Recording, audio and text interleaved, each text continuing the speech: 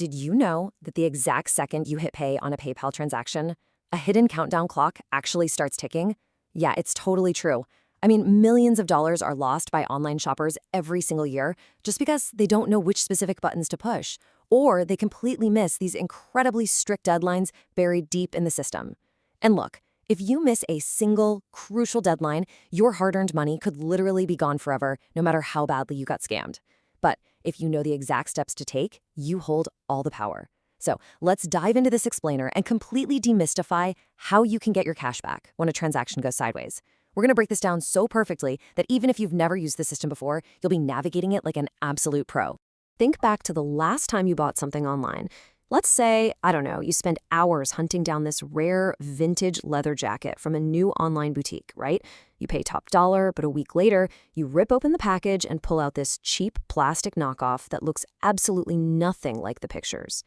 Or maybe you're checking your bank statement and bam, an unauthorized charge for a subscription you never even signed up for has suddenly drained $50 right out of your account.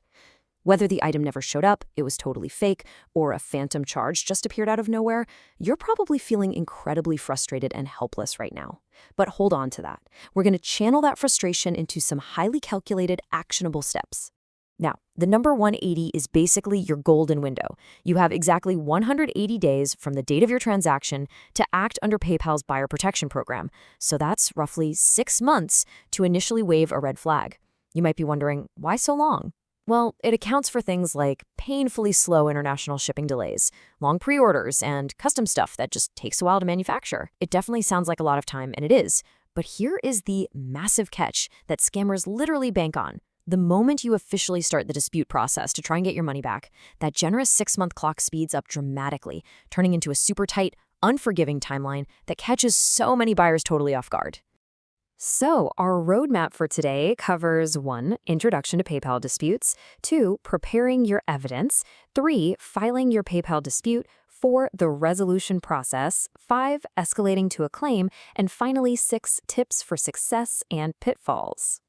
Okay, let's jump right into part 1, Introduction to PayPal disputes, understanding the basics. So please, don't panic if you find yourself in a bad situation, because this explainer is basically your primary safety net. You can think of a dispute as sending up an official distress flare right inside PayPal's system. It's your formalized way to tell both the seller and PayPal that something went fundamentally wrong. First off, we've got the classic item not received. You know, your package just vanishes into thin air and the tracking hasn't updated in weeks. Then there's significantly not as described, just like our fake leather jacket example earlier. There are also unauthorized activities, like if a hacker compromised your account and bought digital gift cards, and billing errors, for when a system glitch accidentally double charges you for the same monthly subscription. Pinpointing exactly which category your problem falls into, that is your very first step to winning. Moving right along to section 2, preparing your evidence. Arm yourself before you file. Before you even click around the platform, you have to get prepared. Why? Because winning this whole thing depends entirely on your documentation. You're basically building a legal case file here. The system does not run on emotions or how upset you are. It runs strictly on verifiable proof. To organize that proof, you really need to know these 2 crucial industry acronyms. INR stands for Item Not Received, and SNAD stands for Significantly Not As Described. PayPal separates these because they actually require completely different types of proof from different parties. If you're claiming INR, the burden is mostly on the seller to prove they actually delivered it. But if you're claiming SNAD, well, the burden falls heavily on you to provide the photos proving what you got is vastly different from the original product listing. So gather these specific documents right away. Shady sellers will often scramble to delete the original product page once they've duped you, which is exactly why taking screenshots immediately is absolutely vital. Compile all your tracking data and, most importantly, grab screenshots of any emails or chat transcripts you've had with the seller. Oh, and here's a massive pro tip for when you write your actual dispute explanation. Keep it purely factual. Use bullet points. Honestly, do not write a long emotional essay venting about how angry you are.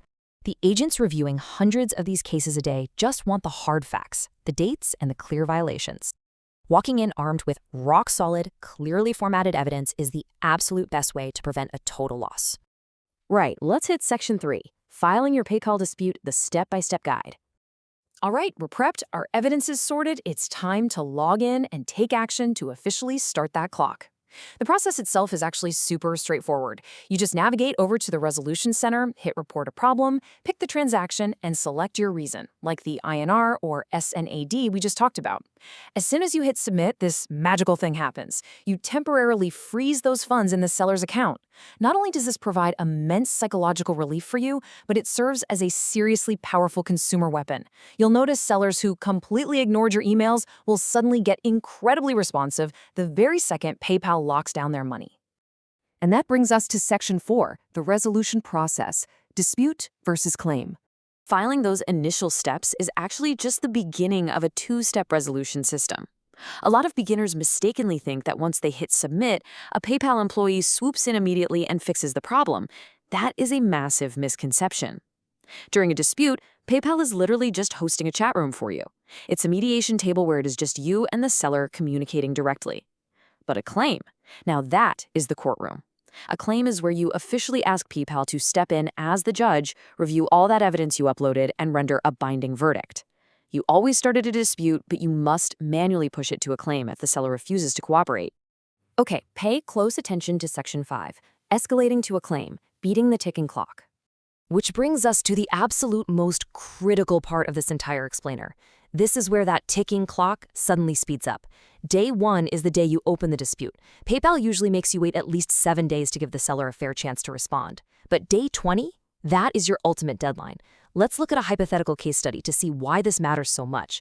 Imagine a seller messages you on day 10 and says, "I'm so sorry, the factory's delayed. I'll send a replacement right away. Just give it 3 weeks." Sounds reasonable, right? Wrong. They are actively trying to run out your 20-day clock, because if you wait those 3 weeks, day 20 hits, the automated system permanently closes your case, and they get to walk away with your money. I cannot emphasize this enough. You literally cannot reopen a closed case. You absolutely must escalate to a claim before those 20 days run out. Honestly, I highly recommend setting a loud alarm on your phone calendar for day 15 or 16, just to ensure you don't forget. In fact, if the seller is immediately hostile or if they start giving you ridiculous excuses after a few days, do not even wait for day 20. Escalate it to a claim the very second that 7-day waiting period is over. Take the power right out of their hands and put it into PayPal's. Finally, let's wrap up with Section 6, tips for success and common pitfalls. Let's talk about some actionable strategies to really maximize your chances once PayPal is wearing the judge's robe. By studying these pitfalls, you can avoid the frequent errors that cost people their refunds. Obviously, the biggest trap is missing that 20-day window.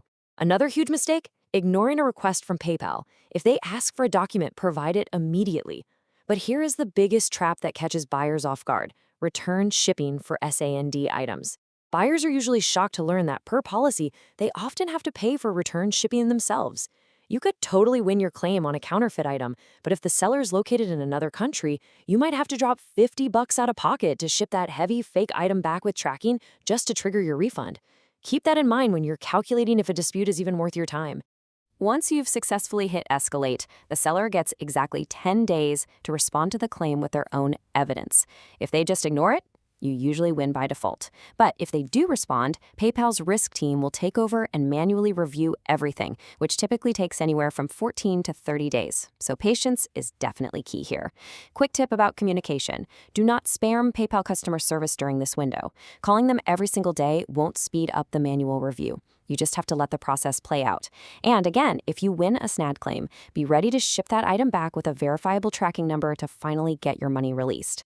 Just to prove we aren't messing around here, PayPal's own policy clearly states, a dispute will automatically close after 20 days unless it's been escalated. Closed disputes cannot be reopened or escalated to a claim. Reading this directly from the source material proves exactly why staying on top of your deadlines is your absolute best defense. This isn't just a friendly suggestion, it is hard-coded into their system. The system is entirely automated when it comes to that 20-day cutoff, so you have to be completely vigilant and proactive. Now, as a quick professional reminder, these policies can and do evolve, so always save your records and consult PayPal's official legal hub for the most current rules. If things really go south and PayPal somehow rules against you despite all your evidence, remember that you also have broader consumer rights. As a final, ultimate safety net, you can often file a chargeback directly with your credit card issuer, provided you funded the PayPal transaction with a credit card to begin with. So what's it going to be? Are you going to be the buyer who gets confused, feels helpless, and lets that 20-day clock silently run out? Or are you ready to take control, confidently escalate your case, and win your money back? Remember, the clock is already ticking on your 180-day window, so go gather up that evidence, start your timeline, and never let a scammer walk away with your cash again. You now have the exact roadmap to dispute a charge, dodge the hidden traps, and secure your refund. Thanks for joining me on this explainer, and hey, stay empowered out there.